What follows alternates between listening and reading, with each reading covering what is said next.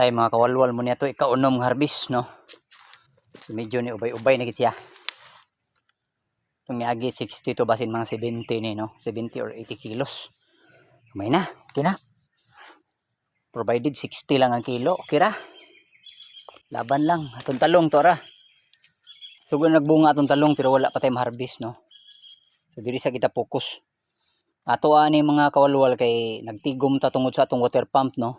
So kani pang bayad dis water pump.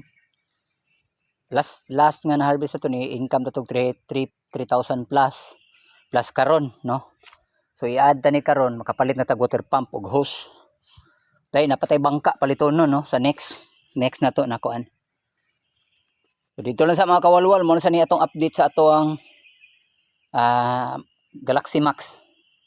So si talong wala pa no. Puhon pa na sa talong. So diri na sa. Salamat.